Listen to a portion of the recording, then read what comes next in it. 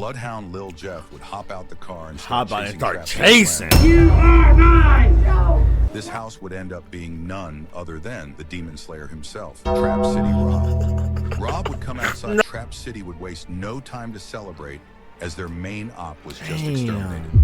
The internet would even award Rob the Defensive Player of the Year. PK, gang, what's going on, y'all boys? Your boy here on stream right now. We about to watch a crazy one. We all know who the Chirac Demon was. Long live Bloodhound Lil Jeff. What the hell are you talking about? If you know, may he rest in peace. But we about to watch the brutal get back for Bloodhound Lil Jeff. Y'all be sure to drop a like, comment, and subscribe, because I already feel like this about to be a freaking crazy one, y'all. Y'all be sure to sub up too. We on the road to 1K. We gonna hit that. End of this year, we gonna hit that 1K mark. Let's go. In only 1 year and a couple months of Bloodhound and Trap City's beef, 12 people have lost their life to this senseless war. But things escalated even more when Lil Jeff was killed. We're going to be talking about how the Bloodhounds and Op is get back for Lil Jeff, but also would double back and kill the Op's sister, who was a mother of 3 kids. We all know how the beef between Trap City and Bloodhound started. After almost a decade of these two hoods being locked in, one day Lil Jeff would ask to borrow Trap City Carter's chain, which is worth $80,000. A couple days go by, and Lil Jeff would go ghost and stop answering their calls and would be acting weird. Fast forward, a couple days later, they would be able to get in contact with Lil Jeff, and he would go on to explain how he got in a high-speed chase and lost the chain, but still has the pendant. He even went as far as scratching himself up to make the story more believable. Trap City would feel like they got backdoored and would start spinning ever since then. The first person to die for was Lil Jeff and Q50's older cousin, Bloodhound Z Money. Hold on. So Risky Road, y'all started this? He told y'all he lost the chain in a high-speed chase. He got the pendant though. I don't know. Since then, it's been bodies dropping left and right. Left and right. Fast forward a year left later, and right. June 8th, 2024, Lil Jeff, Q50, and 2 other Bloodhound members went to go slide on Trap City's block. It was broad daylight, but that wasn't stopping nothing. Bloodhound Lil Jeff would catch Trap City Glenn outside. An op he tried before, but unfortunately for Jeff, Glenn had survived. This time, Lil Jeff wanted to make sure he got the job done. Bloodhound Lil Jeff would hop out the car and start chasing. You are mine! No! Start chasing. The closest house he can find. This house would end up being none other than the Demon Slayer himself, Trap City Rob. Rob would come outside. No, you can't say that. He cannot say Demon Slayer. And Lil Jeff would be hit 19 times in the chest. 19 times? As all this was happening, Bloodhound Q50 was scared to push, leaving Lil Jeff to solo duo the mission. As Jeff was getting Q50 would slip and fall after getting caught off guard, witnessing his right-hand man getting shot. He would get back up and make a run for it back to the car to drive off, leaving Lil Jeff to bleed out. What? Oh. What? Bloodhound Q50 would realize what he just did and would spin back to get Lil Jeff from the ground and take him to the nearest hospital. As all this was happening, the police were tracking them down, but realized the car they were in was stolen and also had a stolen license plate. They were able to get a picture of Q50 and T-Slick dropping Lil Jeff off at the hospital. After all this happened, Trap City would waste no time to celebrate, as their main op was just exterminated. The internet would even award Rob the Defensive Player of the Year. Defensive Player of the Year award? Oh, nah, this is crazy. City went as far as making a vlog and going to the exact place where Lil Jeff died and would mock and reenact how he died. Hey,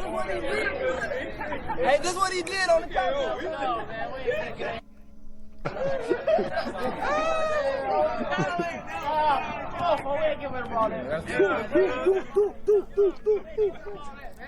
The person that was trolling the most was Trap City Carter, since Lil Jeff took his it chain. was the one that took his hate chain. He had for him was beyond normal. He would be dissing Lil Jeff in the vlog and laugh at Bloodhound, telling them to get back on the story. Clips of this interview would be previewed on Instagram before Oh it was my dropped. And it would gosh. go viral, leaving the Bloodhounds looking like some created players that just got the belt put on them. There's a video clip of Lil Jeff telling Bloodhound T-Slick, if anything ever happens to him, to go and slide for him. They say I'm dead, tell them to get back. Oh no, they still finna go spin for me though. Just like Ricky, he conducted switch, he got hit on his back. He still finna spin for me. That boy hella scary, got caught in rap. Dead or not. Folks say he still finna go spin for me. And that's exactly what they did. Not even 24 hours of this clip going viral. No. Trap City Carter would be in Bloodhound What? King 50 and all the other Bloodhound members would take What? it to Instagram and In hint how they got 24 back to hours? Bloodhound Lil Jeff, and that the ops can't troll them anymore. On the way back, I had to catch us a hat. Trap City down till they get back. I'm talking about, cause it's a pack, he should never lack. I heard his how photos is dumb, get called back, you won't make it back home. Caught it again, traffic looking down at his phone. Lil Pool did Z, now Lil Pool gone. Even Rel Vert, who was once close with Carter and can be seen in multiple videos together, would go on to diss him. 67, y'all act just like you 83rd, folks. You doing all this rap bapping like y'all really doing what y'all doing, folks.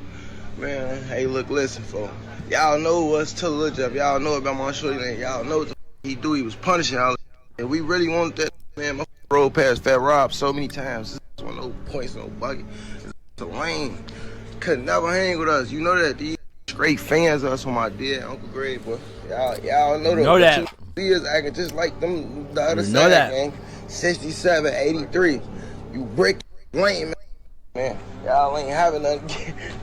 Get it up there, stupid. But the Bloodhounds weren't done sliding as Trap City took their top member. Trap City Carter's family knew they took Lil Scoom and Lil Jeff. So they decided to do Trap City Carter's funeral in a small town 30 minutes outside of Chicago so they could be safe, or so they thought. I was about to say that wouldn't help. Somehow end up getting the location of the Trap City Carter's funeral because they knew all the Trap City members would be there and that this would be the perfect time to catch them slipping. Unfortunately, they got there late as everyone left or was leaving, but they drove all this way and couldn't drive back home without scoring a bucket on their ops. What? They would see Trap City Carter's sister inside her car. They like doing in my mouth. What? Bro, what are you talking about, man? Hold on, let me chill. They would fire her car up with bullets, striking her, leaving her to lose control of the car and crashing into a nearby brick wall. Police say the driver of a white Jaguar was killed as she took part in a funeral procession. It had just left a church in Harvey when someone opened fire at 147th and Sealy in Dixmoor. When I thought we was leaving the women and children out of it, y'all taking it a bit too far.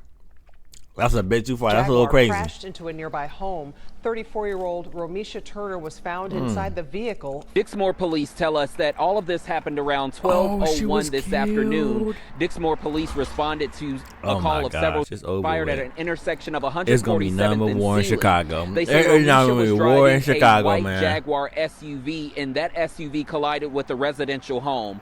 They found her inside with wounds. She was later transported to Ingalls Memorial Hospital in Harvey, where she died.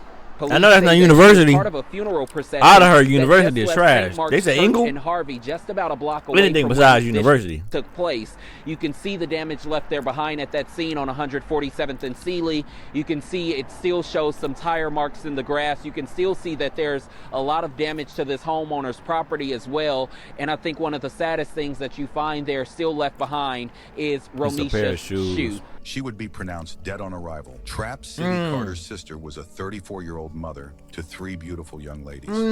She lost her life in this senseless my God. A war that started over something pathetic. Over a Now chain. the internet would already know this was Bloodhound's work because they would make it insanely obvious, as they would put it in songs and rap about exactly what happened. That boy, he shouldn't have lacked the pack. He not coming back. Oh my dead cuz. Oh my dead cousin. To the rack. I know that I was mad, like how the fuck I did that. My cousin. Usually the kids and women are considered out of bounds in the That's streets, what I'm saying. But I guess the rules are different here in Chicago. Let us know what you think down below. Chicago and don't just forget to crazy. like and subscribe for more. Chicago is just crazy. Chicago is just crazy. Chicago is just crazy, y'all. Chicago is just crazy. But y'all, that is gonna be the end of this video. Y'all let me know y'all thoughts in the comments below.